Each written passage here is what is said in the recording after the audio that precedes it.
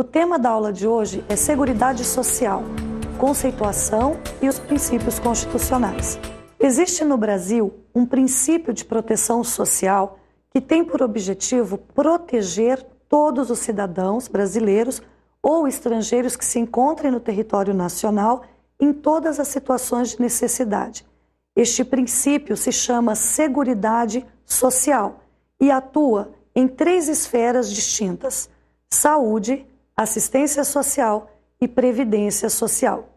A saúde é uma política socioeconômica, é dever do Estado e direito de todos os cidadãos. Todos que necessitarem de um serviço na área de saúde têm direito a utilizar esse serviço, independentemente de contribuições para o sistema. Daí a natureza gratuita da saúde pública. É um sistema único, por isso denominado SUS, Sistema Único de Saúde. Mas em que pese seja único, é descentralizado. A lei cuida de sua organização, mas a sua atuação é feita de forma regionalizada, estados e municípios. O objetivo da saúde é principalmente evitar enfermidades. Este deveria ser até o principal objetivo da saúde pública em termos até mesmo de finanças, de gastos. O ideal é que o Brasil gastasse muito mais dinheiro com a erradicação e prevenção de doenças do que, na verdade, com seu tratamento. No entanto, o Brasil ainda gasta mais com o tratamento das doenças do que com sua prevenção. De toda forma, o objetivo da saúde é cuidar de não ter pessoas doentes, seja na prevenção, na erradicação ou no tratamento das enfermidades. Faz parte, portanto, da política de atuação da saúde pública, campanhas de vacinação, cuidado às gestantes, aos idosos, esses exames gratuitos de colesterol, pressão alta, que são feitos pelos municípios, e até mesmo os hospitais de rede pública que cuidam dos tratamentos emergenciais, pronto-socorro, hospitalizações, cirurgias, etc. Bom, também faz parte da saúde pública, aí na esfera de prevenção de enfermidades, a garantia do aspecto saudável à população. E aí entra, inclusive, saneamento básico e condições de higiene e boa alimentação. A saúde, como vimos, não depende de contribuição. Então, qualquer pessoa que precise utilizar os serviços do SUS tem direito a usufruir desses serviços, dessas ações, sem qualquer ônus ou custo. O mendigo mais pobre do país ao empresário mais rico do país, todos dois teriam direito aos mesmos tratamentos e acesso aos mesmos serviços, sendo inclusive proibida constitucionalmente qualquer discriminação entre eles. Esta, a saúde pública, direito de todos, dever de Estado e natureza gratuita. O segundo braço de atuação da Seguridade Social é a assistência social, uma política social voltada também para todos os cidadãos, só que nem todos poderiam usufruir desse sistema, somente aqueles que necessitam de subsistência básica. E a partir do momento em que a Constituição Federal fala que a assistência social provê a subsistência básica e que todos que necessitarem dessa subsistência básica têm acesso a ela, eu passo a limitar a sua utilização. Ou seja, somente as pessoas carentes poderiam usufruir da assistência social, somente aqueles que precisam de assistência na questão de subsistência básica. A assistência social, ela é fornecida pelo Estado, dever do Estado, mas também de forma descentralizada. Os estados e os municípios atuam nessas esferas, em que pese a organização geral seja mantida em Brasília, no governo federal. E a assistência social possui por objetivo proteger gestantes, crianças, idosos, adolescentes, deficientes físicos, promover a assistência e a inserção desses deficientes no mercado de trabalho, a tratar de pessoas desempregadas. Então, todo tipo de proteção à criança, adolescente, adulto, trabalhador, deficiente e idoso. A assistência social possui vários serviços e um único benefício, também de natureza gratuita. Ninguém precisa pagar nada para usufruir dessas ações e desse benefício. Esse benefício é o LOAS, Benefício Assistencial da Lei Orgânica de Assistência Social. Esta lei é a de número 8.742, do ano de 1993.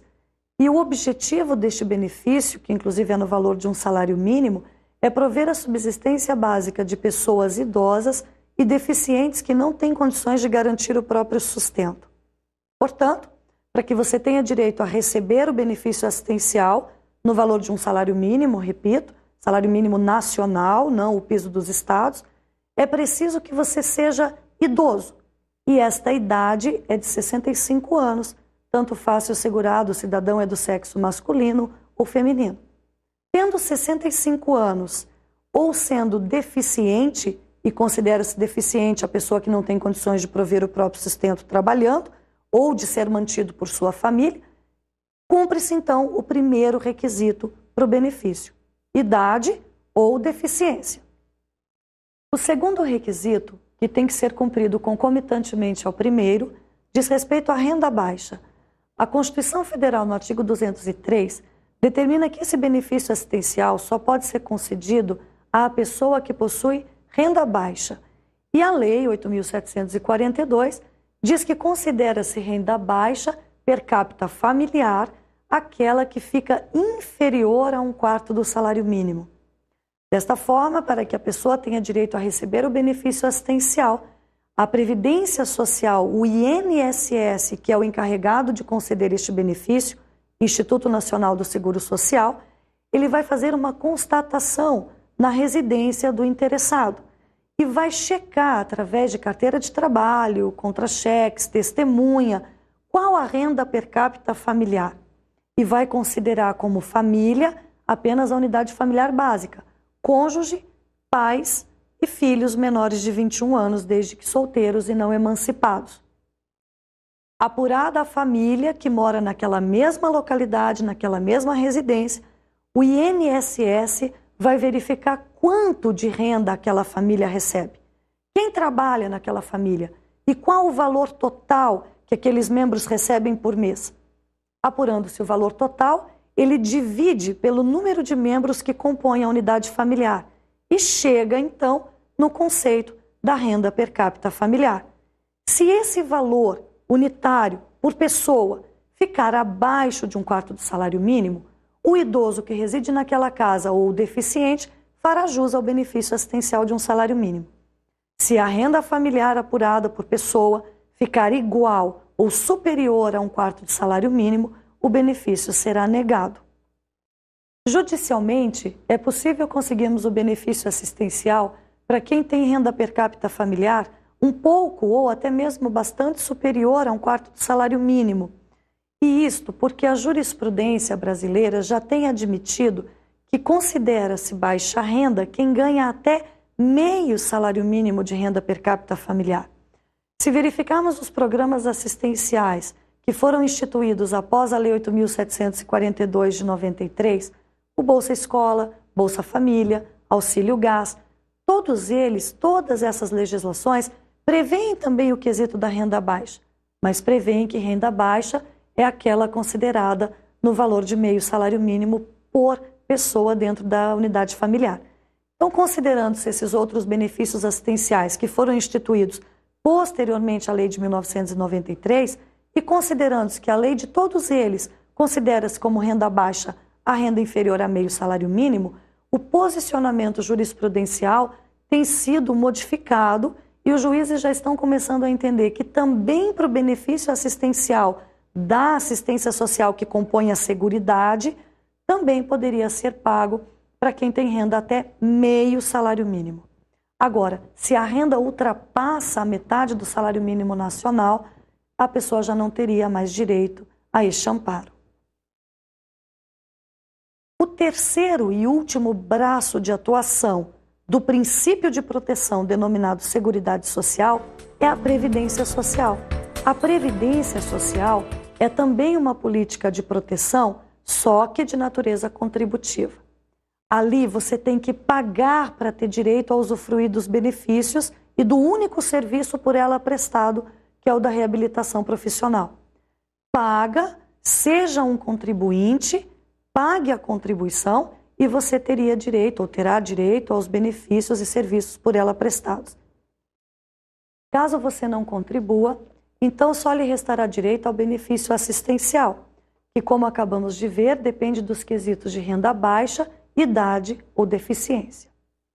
A Previdência Social, portanto, e aqui repetimos, de natureza contributiva e de acesso a todos que para ela tenham interesse em contribuir, possui por objetivo proteger o cidadão nos momentos de sua vida em que ele não tem condições de auferir renda sozinho. Estamos a falar, portanto, de períodos de incapacidade laborativa, ou em razão de uma doença, de uma enfermidade, ou de um acidente, ou de cansaço, ou até mesmo idade avançada. A Previdência Social possui, então, benefícios que vão amparar você em casos de idade avançada, que é o benefício de aposentadoria por idade, tempo excessivo de serviço, que é o benefício de aposentadoria por tempo de contribuição ou aposentadoria especial em casos de exposição a agente nocivo. Possui ainda 2 benefícios de incapacidade laborativa, em razão de doença ou acidente, e aí estamos a falar dos benefícios de auxílio-doença e aposentadoria por invalidez. Além desses, a Previdência Social protege ainda a maternidade, concedendo salário maternidade às gestantes e mães adotivas. E protege também a família, através dos benefícios de salário-família, pensão por morte e auxílio-reclusão. A Constituição Federal determina também que é responsabilidade da Previdência Social o amparo ao desemprego involuntário, mas o seguro-desemprego não está previsto na Lei 8.213, que é a Lei de Benefícios de 1991. Ele possui lei própria, 7.998, de 1990, de forma que não vamos tratar dele na aula de Direito Previdenciário. No Brasil, adota-se para o regime previdenciário o sistema de repartição simples, que é o contrário do sistema de capitalização. Em países como Chile e México, adota-se o sistema de capitalização para a Previdência Social mantida pelo poder público, ou seja, você capitaliza suas contribuições durante toda a sua vida laborativa e, ao final, quando vai receber prestações continuadas, utiliza-se esse montante capitalizado durante todo aquele período. No Brasil é diferente. Aqui a gente adota a repartição simples. O dinheiro que eu pago como contribuinte não é meu, não fica numa conta vinculada como acontece com o fundo de garantia. Esse dinheiro é utilizado em um cofre único para o pagamento de todos os benefícios daquele mesmo momento histórico. Ou seja, a geração ativa, que está na idade de trabalho, sustenta com suas contribuições previdenciárias a geração inativa, que está recebendo benefícios de aposentadoria, benefícios em razão de doença ou invalidez e benefícios de pensão por morte. Desta forma, todo o dinheiro utilizado para pagar benefícios recebido pelo sistema provém das contribuições atuais. Não há reserva financeira. Todo o valor arrecadado é repassado em forma de benefícios. Por esta razão, surgem 2 expressões que geralmente caem em provas de concurso público. Quais expressões? Primeiro, a solidariedade intergeracional, que é justamente o fato dos mais novos, que estão na idade de trabalho, contribuírem para sustentar os benefícios dos mais velhos. Há um pacto entre as gerações. A segunda expressão, decorrente do sistema de repartição, é a solidariedade compulsória. Nós somos obrigados, por lei, a sermos solidários.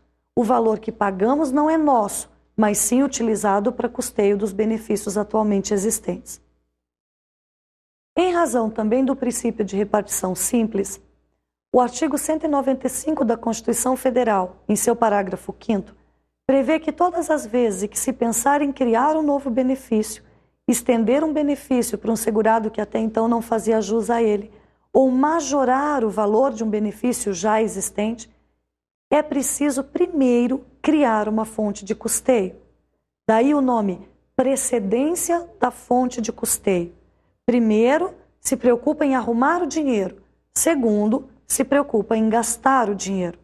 Isto se chama, repetimos, precedência da fonte de custeio e encontra previsão constitucional no parágrafo 5º do artigo 195 da Carta Magna.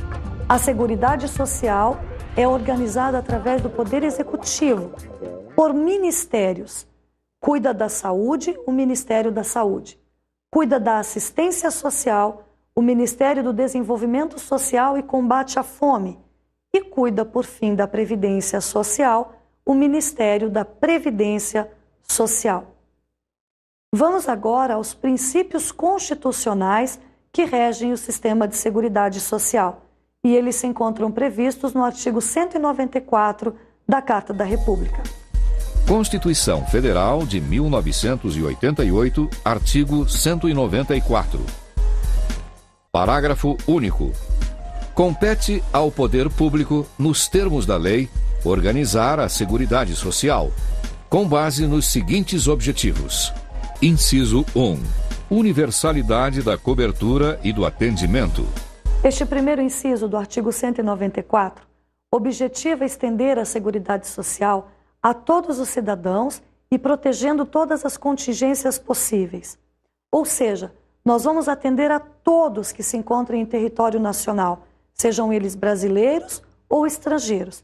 Estando em situação regular em território nacional, a eles será ofertada a assistência social, a saúde e a previdência social.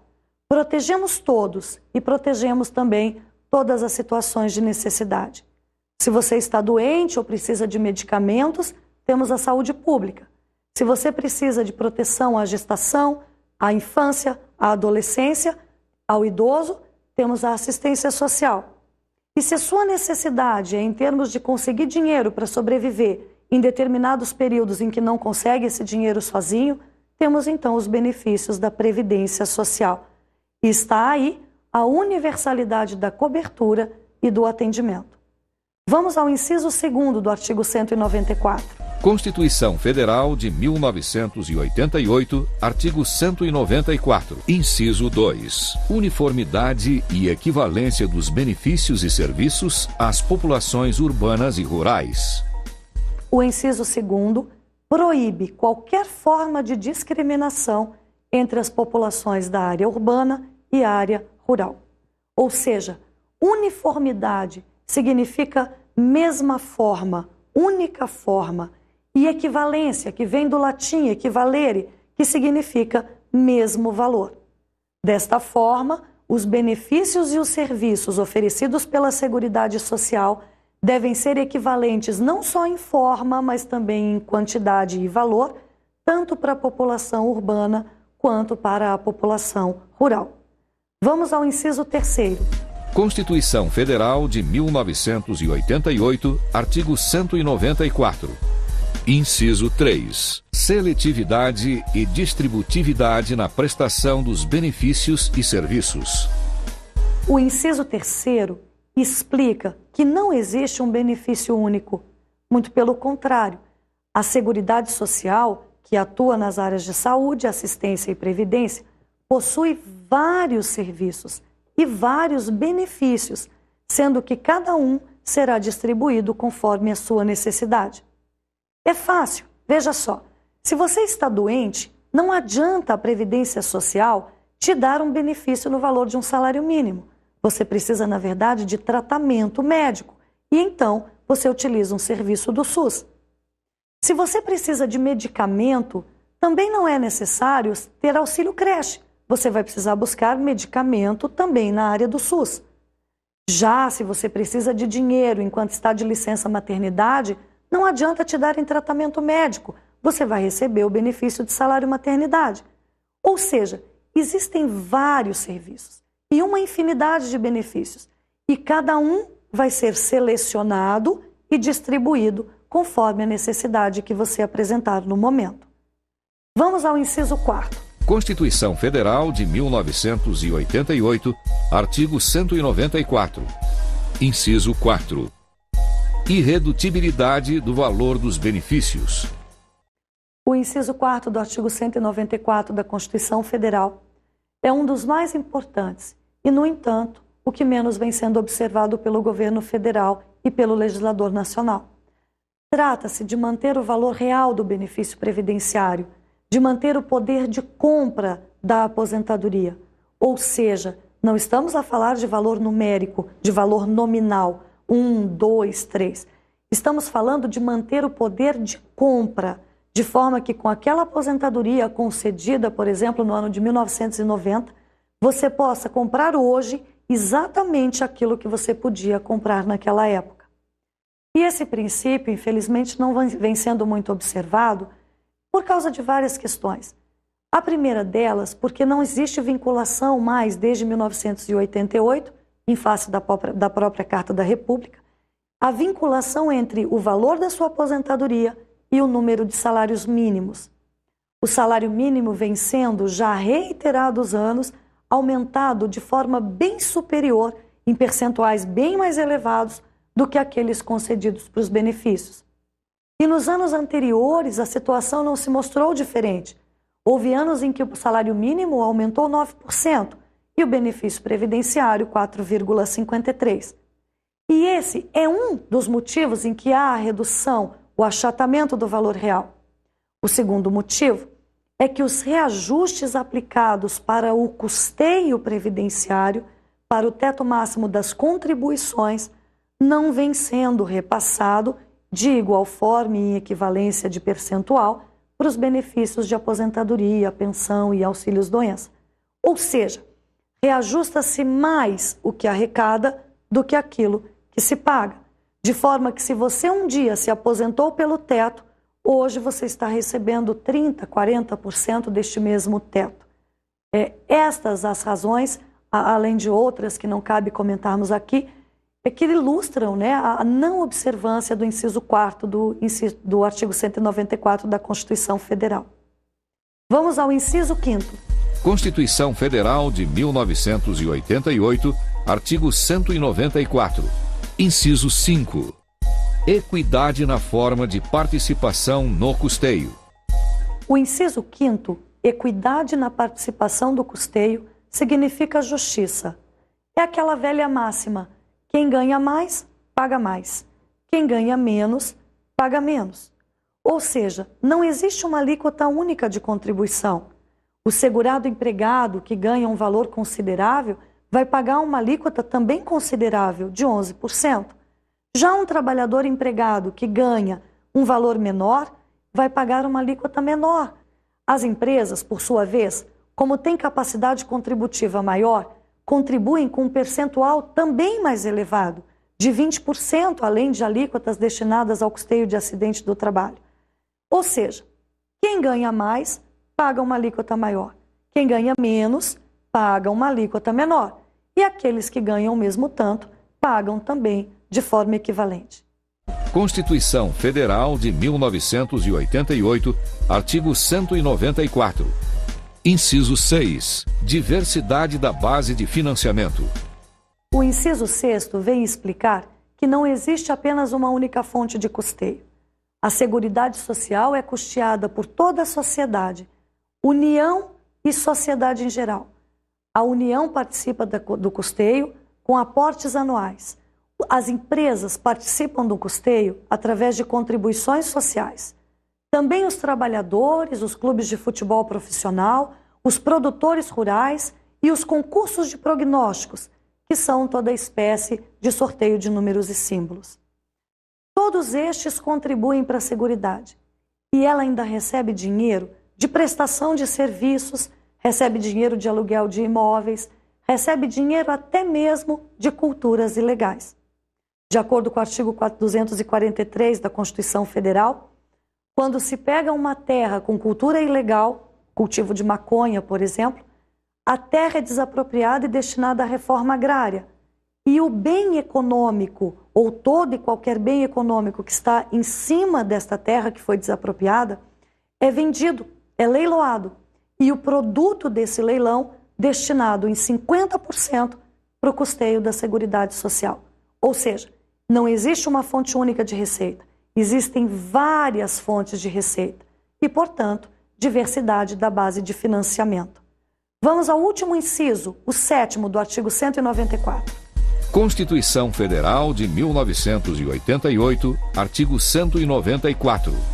Inciso 7.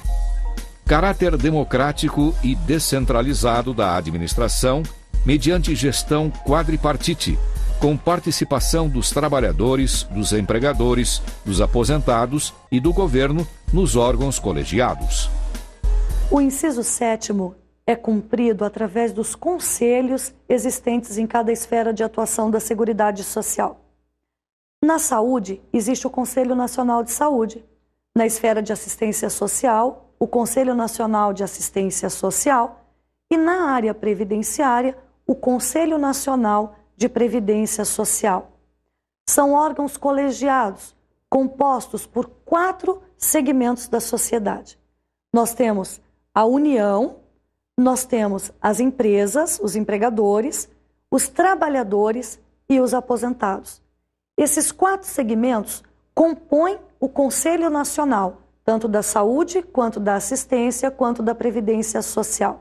Ou seja, gestão quadripartite, 4 partes: empresa, trabalhador, aposentado e governo.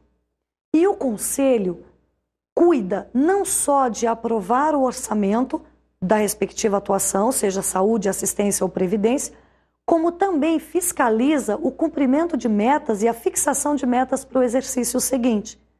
Neste ano, se fiscaliza se as metas do ano anterior foram de fato cumpridas e, se não foram, o porquê não terem sido.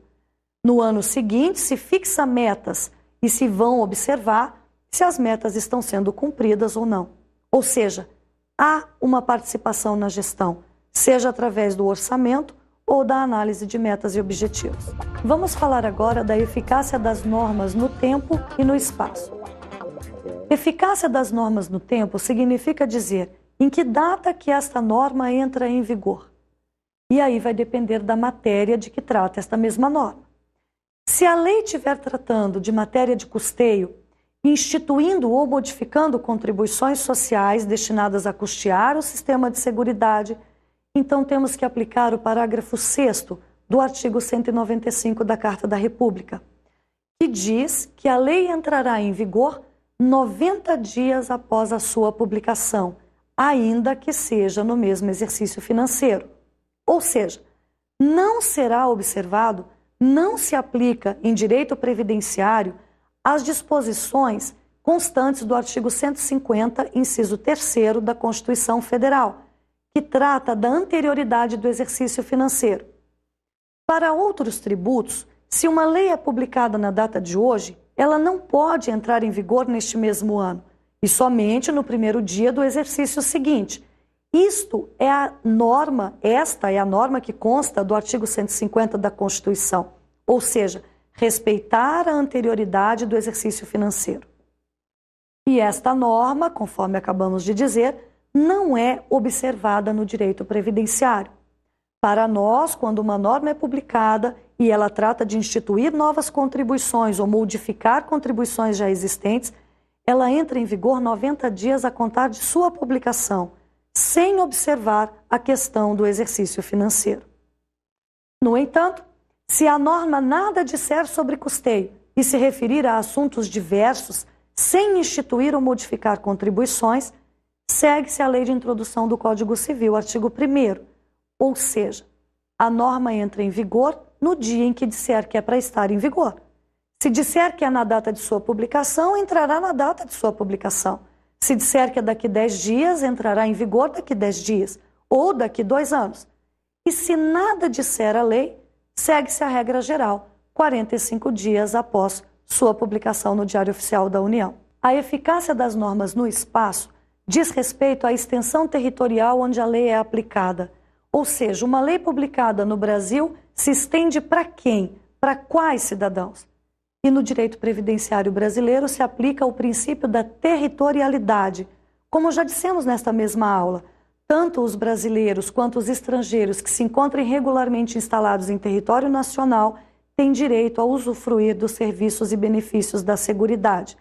Há que se observar apenas a existência de tratados internacionais, O Brasil possui tratados, acordos em esfera previdenciária com diversos países, de forma que se você vem de lá para trabalhar aqui ou daqui para trabalhar lá, devem ser observadas essas normas, que inclusive têm força de lei complementar.